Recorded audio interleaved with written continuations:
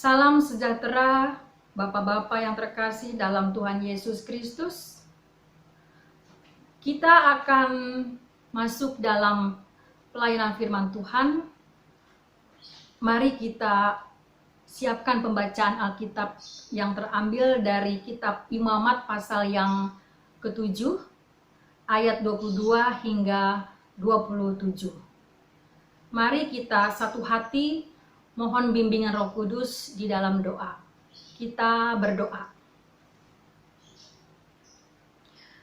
Di malam yang indah ini, kami datang menaikkan syukur terima kasih karena sebagai kaum bapak-bapak, kepala rumah tangga, kami boleh disapa oleh kebenaran firman Tuhan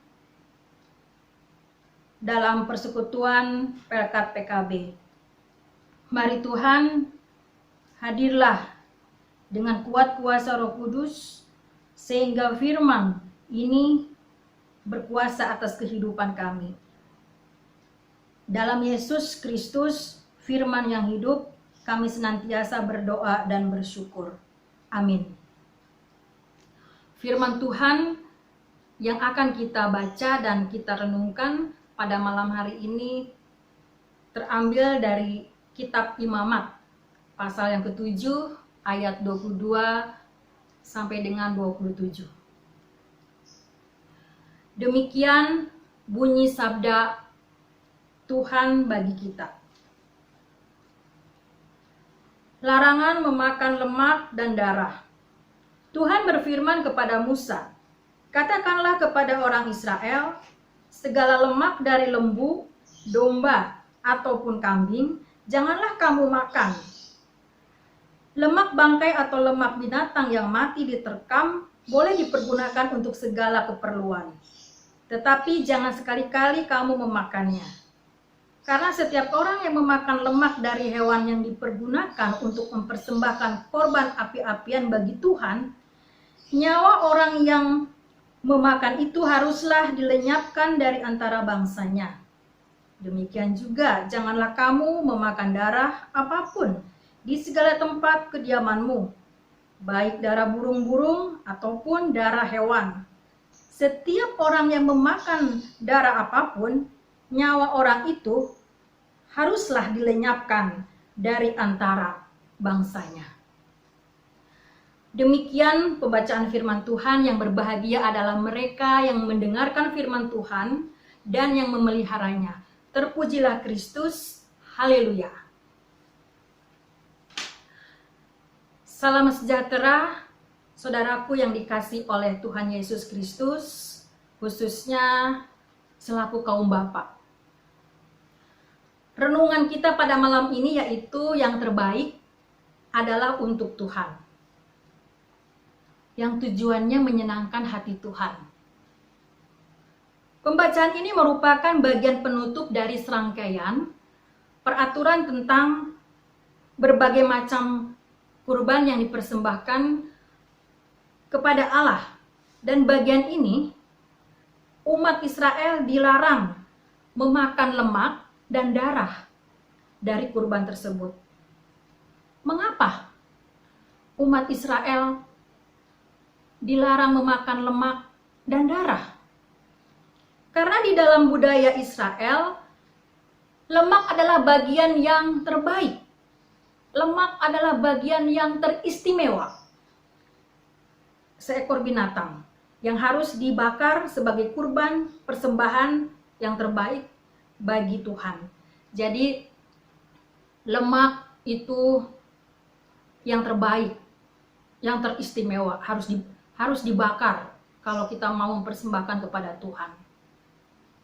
Dan di sini lemak melambangkan kemakmuran, di mana lemak adalah segala berkat kepunyaan Allah, yaitu berkat yang kita terima saat ini, yang adalah milik Allah, dari Allah, dan kita harus mempergunakannya untuk menyenangkan hati Allah. Bukan untuk menyenangkan diri kita sendiri. Oleh karena itu, di ayat yang ke-22 dan 23, Tuhan berfirman kepada Musa, "Katakanlah kepada orang Israel, segala lemak dan lembu, domba ataupun kambing, janganlah kamu makan." Artinya apa? Artinya, jangan sekali-kali makan berkat Tuhan itu seorang diri, tapi bagikanlah berkat itu juga kepada orang lain. Jadi arti dari perintah Tuhan kepada Musa, umat Israel itu dilarang memakan lemak dan darah. Di sini lemak di sini yaitu jangan makan berkat dari Tuhan itu seorang diri, tetapi harus dibagikan untuk orang lain. Jadi harus menjadi berkat bagi sesama. Itu arti dari lemak, ya. Lemak menjadi sesuatu yang harus menjadi berkat bagi semua orang. Dan lalu bagaimana mengenai larangan tentang darah? Darah melambangkan kehidupan. Dengan tidak memakan darah, berarti menghargai kehidupan yang sudah Allah berikan, yang terbaik bagi umatnya. Darah kurban binatang melambangkan penghapusan Kristus disalib bagi umatnya, yakni pengampunan dosa untuk keselamatan dunia dan memulihkan hubungan kita dengan Allah Bapa dan sesama. Makna dari semuanya yaitu bagaimana umat belajar taat, umat belajar bersyukur, umat belajar memberikan yang terbaik bagi Tuhan. Dan kita menghayati dan menjalankan yang namanya hukum kasih yang diajarkan Kristus dengan memberikan yang terbaik kepada Allah, yaitu memberi dari hati dan memberikan kabar baik kepada sesama manusia. Jadi kita memberi dengan hati yang tulus, sukacita, dan membawa kabar baik bagi sesama manusia.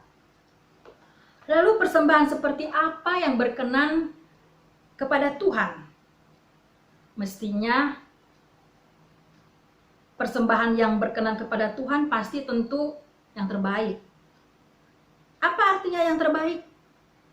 Yang terbaik bukan semata-mata barang yang mahal atau berkualitas tinggi, tetapi yang terbaik yaitu memberikan dengan hati yang tulus, sukacita, dengan tidak ada paksaan.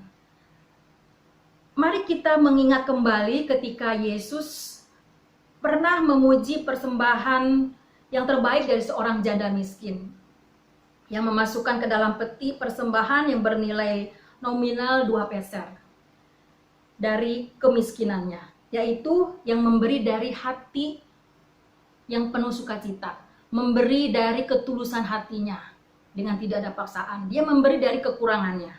Itulah kualitas pemberian yang dilihat dan dinilai oleh Allah yang terbaik.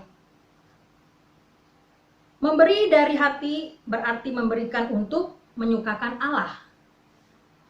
Ada 2 alasan yang memberikan yang terbaik. Yang pertama, kita mau menyenangkan hati Tuhan. Yang kedua, kita mau membalas kasih Allah yang sudah memberikan yang terbaik kepada umatnya.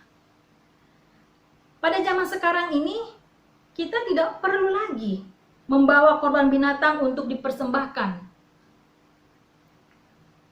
Karena Kristus telah datang dan Dia telah menjadi korban bagi sesama umat manusia. Sehingga kita beroleh keselamatan. Dan sebagai ucapan syukur atas pengorbanannya, marilah kita mempersembahkan semua hidup kita sebagai persembahan yang terbaik bagi Tuhan, yaitu semua yang keluar dari ketulusan hati kita, hanya untuk menyenangkan hati Tuhan semata. persekutuan kaum bapa yang dikasihi oleh Tuhan, sebagai orang percaya, mari kita untuk selalu bersyukur atas hidup kita dan melalui nikmat hidup yang Allah berikan kepada kita. Semua itu adalah anugerah yang terindah yang Tuhan berikan kepada kita semua. Dan di sini Allah memberikan berkat kepada kita masing-masing yang berbeda-beda. Kalau sekarang ini kita tidak bisa memberikan berkat dalam bentuk fisik atau materi, tetapi setidak-tidaknya kaum bapa memiliki berkat kehidupan yang Allah berikan untuk kita membagikan berkat melalui doa. Mendoakan orang lain di tengah keterbatasan dan kesusahan kita sekarang ini. Saudara-saudara yang terkasih di dalam Tuhan, khususnya kaum bapa, firman Tuhan pada malam hari ini hendak mengajarkan kepada kita semua sebagai kaum bapa, sebagai ayah, ketika waktu di rumah kita berkumpul bersama keluarga, mari kita kembali mengoreksi diri kita masing-masing. Mungkin kita sebagai PKB sebelum adanya pandemi COVID-19, bapak-bapak jarang beribadah di dalam persekutuan kaum bapa. Sehingga untuk saat ini Tuhan mengizinkan kita untuk beribadah di rumah kita masing-masing. Dan nanti setelah pandemi COVID-19 ini berlalu, mari kita kembali rajin beribadah di persekutuan kaum bapa yang akan berdampak baik bagi persekutuan kita dan untuk tetap saling menguatkan, saling mendoakan, saling bergandengan tangan dan bersandar kepada firman Tuhan.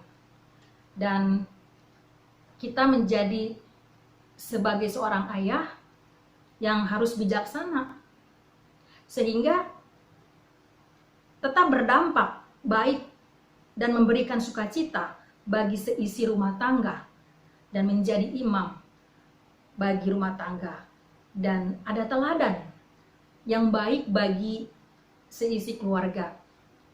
Jadi bapak-bapak yang terkasih harus menjadi contoh teladan yang baik bagi istri, anak-anaknya di dalam sebuah keluarga. Dirikanlah mezbah doa dalam keluarga kita masing-masing. Ajaklah istri dan anak-anak untuk selalu bersekutu kepada Tuhan. Bangunlah keluarga kita di dalam doa. Karena di dalam doa, di situ kita akan menaikkan puji-pujian kepada Tuhan dan memuliakan nama Tuhan. Dan di dalamnya kita akan diperkuat iman kita. Dan kita akan menyenangkan hati Tuhan melalui mezbah doa yang dibangun oleh keluarga. Dan di sini peran seorang kaum bapa sangat diperlukan sekali. Karena kaum bapa adalah seorang imam bagi istri dan anak-anaknya. Dan membawa ke jalan Tuhan. Sehingga Tuhan Yesus selalu dipuji dan dimuliakan melalui doa-doa kita. Kaum bapa yang terkasih, janganlah ketika kita menghadapi pergumulan saat ini, kalut. Yang berhadapan dengan situasi di mana akhir-akhir ini banyak sekali pergumulan yang mencemaskan banyak orang. Tetapi kita diingatkan kembali oleh firman Tuhan, kita jangan khawatir, jangan kalut. Karena perasaan kalut ini akan diubah menjadi syukur oleh Tuhan. Tuhan memiliki rencana yang baik, Tuhan memiliki rencana yang indah untuk anak-anaknya. Karena segala kebaikan Tuhan itu selalu hadir di dalam kehidupan kita. Dan kita harus percaya bahwa Tuhan akan memulihkan dunia ini. Tuhan akan memulihkan bangsa Indonesia. Ya. Jadi Tuhan akan memberikan solusi yang terbaik bagi anak-anaknya. Dia merancangkan kebaikan, bukan merancangkan kecelakaan, tetapi kita harus yakin dan percaya bahwa bangsa Indonesia akan pulih kembali. Tuhan akan menjamah, Tuhan akan menyatakan mujizatnya di dalam kehidupan kita. Tetaplah kita sebagai anak-anak Tuhan setia, yakin bahwa Tuhan akan memberikan jalan keluar bagi kita. Dan melalui firman Tuhan malam ini, kita mau mengingatkan kembali bahwa yang namanya persembahan itu bukan hanya sekedar persembahan materi yang bisa dilihat oleh mata, tapi juga persembahan yang hidup, yang berkenan di hadapan Allah. Dan biarlah hidup kita menjadi persembahan yang sejati bagi Allah, sebagai persembahan yang harum, yang menyenangkan hati Tuhan dan berkenan bagi Tuhan.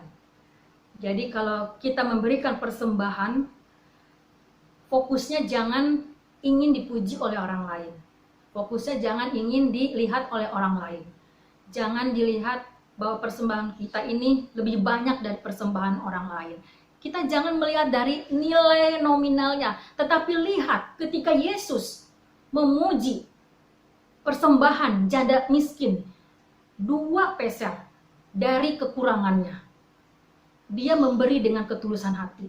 Dia memberi dengan sukacita. Dengan tidak ada paksaan. Itu yang Tuhan lihat. Karena apa yang kita lakukan, Tuhan akan melihat. Oleh karena itu, firman Tuhan pada malam hari ini diingatkan, berilah yang terbaik untuk Tuhan. Persembahan yang hidup dan harum di hadapan Tuhan.